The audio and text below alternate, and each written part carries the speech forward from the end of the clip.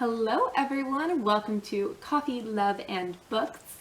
I'm Michelle, and today I'm going to be giving y'all my historical fiction recommendations in honor of the AP World exam, which will occur the day after I film this. So let's jump into it. I'm super excited to do this because I have read so much historical fiction over the years. And I think I've got some good ones picked out. Now, sadly, I went through a phase not that long ago where I really was only reading dystopians and fantasy and even paranormal. So a lot of these are not recent and thus middle grade.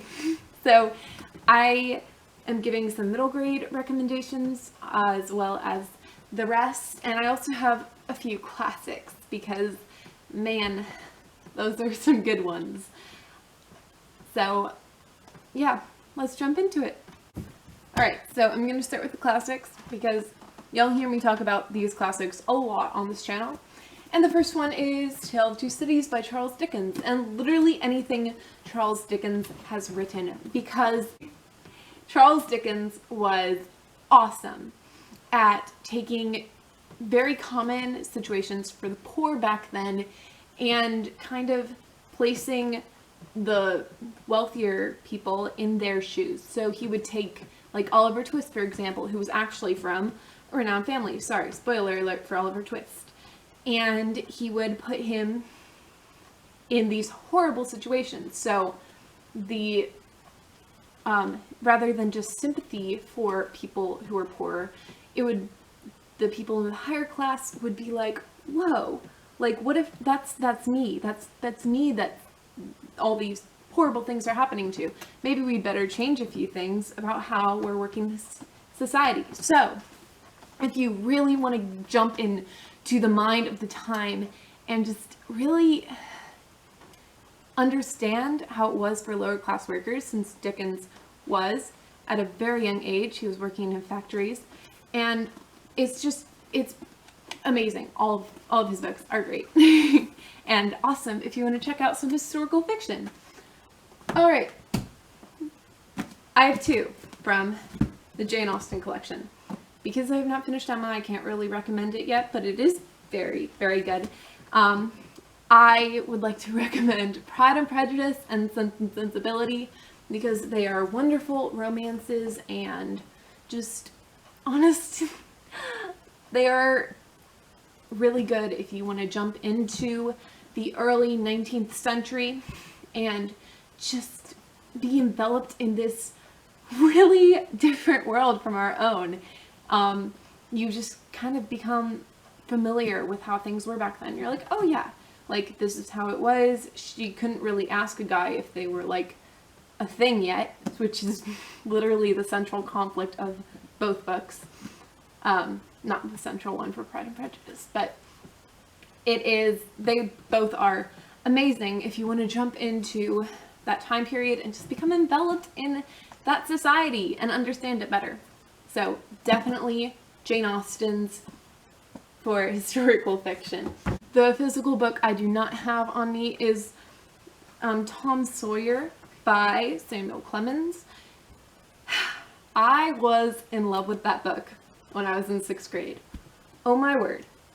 Oh, it is so enchanting and such an easy classic to read. If you don't know what Tom Sawyer is about, it is about a young boy named Tom Sawyer who just gets in all these crazy shenanigans, but there is one that really threatens his life, and that kind of becomes the central plot of the book.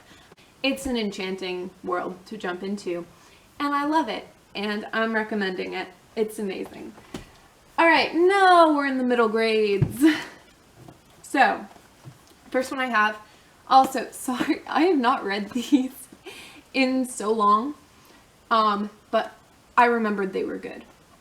Because I read these maybe a few years ago. I can't remember. The first one is Shadow Spinner. This is a retelling of 1001 Nights. It's about the main character, whose name is Marjan. She is the shadow spinner. She knows all these stories. She has a limp because in the story, the king is like, he'll marry a woman and then he'll kill her after one night. And he just keeps doing this because he doesn't trust women. It's really interesting.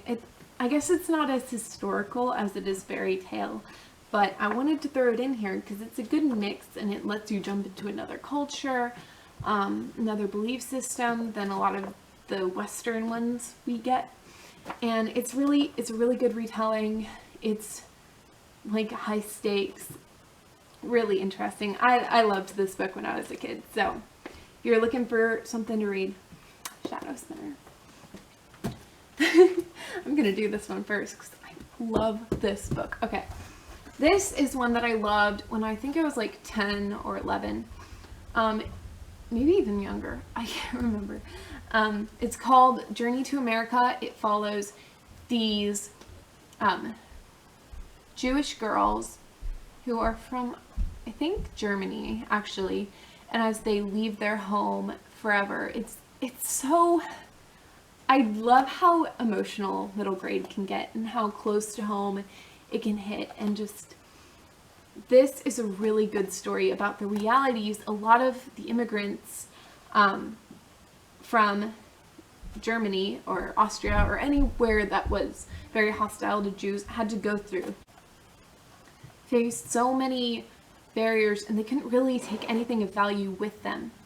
And just the journey of these three kids was so impactful to me as a young girl, and I think it's a really good one if you want to read more historical fiction, even though it is middle grade. So yeah, Journey to America.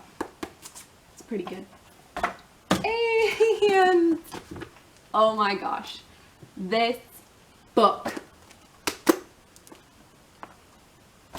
I was head over heels for this book when I was, well, I still am, honestly. I love this book. It's called The Sherwood Ring by Elizabeth Marie Pope. It's just so good. Basically, this book is about a young woman named Peggy. She's 17, and her father has recently died. He never really loved her, took care of her, and now that he's dead, she's just sent off to her Uncle Enos's house, which is very historical. People in her family lived there back in the Revolutionary War times, and it's about her, well, coping with kind of this really rough life she has now. Her Uncle Enos doesn't really care about her, and she starts seeing the ghosts of her ancestors who used to live in this house called Rest and Be Thankful. And man, this book is so good because the ghosts explain the Revolutionary War stuff. It's very much, it's an interesting aspect of the Revolutionary War that you don't normally hear.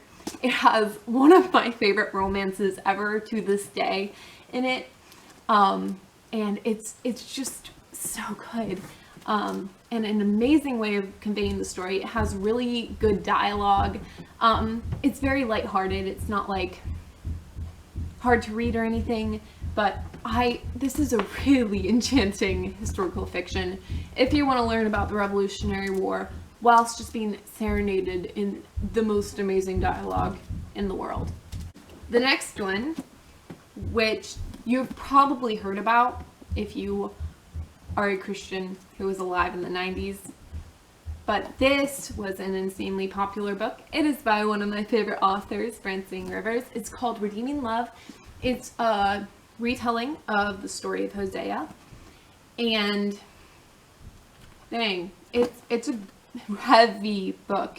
If you don't want the lightheartedness of the middle grades, this book deals with really heavy topics, really not fun topics. It's actually set in California during the time of the pioneers, and it has a lot of the really rough culture that was around during that time in these new settlements, kind of lawlessness and really tackles the heavier topics of history. So this is the goodie. And the next one is a series by Francine Rivers. And you have almost definitely heard me talk about this if you've been to my channel before. It's called the Mark the Lion series. I love this for its history, for its characters. The romance is there are a few pretty unbelievable things that happen in the series, but other than that, it's a really good series, and it follows 3 characters mainly named Hadassah, Marcus, and Atrites. Hope I'm pronouncing that right. But that's kind of how it works. Well, also, I guess the first book has the point of view of all of those characters, but mostly Hadassah. It's mainly focused on a slave girl or a Jewish Christian who's taken as a slave to Rome, and kind of just her trying to stay alive like that, and how she just really impacts this whole household through her quiet strength. I love her as a protagonist, and there's also a romance. The second book kind of spoils the first book, so I'm not going to explain really what it's about, but it's probably the weakest out of the 3. It feels kind of like it's pretty slow paced, but it's still really good. I loved it. And this is a really good one. And it follows Atrites, and that's also kind of a spoiler, so I'm not gonna say any more about this book. But yeah, this is a good series to read. If you are interested in ancient Rome, and it just covers so many aspects of the Roman Empire, which is amazing and is good. Francine Rivers is a great author. Okay, so that concludes my historical fiction recommendations. Do you have any recommendations for me? Because I know a lot of these were middle grade and a lot of them were classics, and I didn't really have many that were like YA or anything like that. So, if you want to recommend any historical fiction, please do so in the comments below. I would love to read them. And I will go study for my AP tests, and I will see you guys next Saturday. Bye!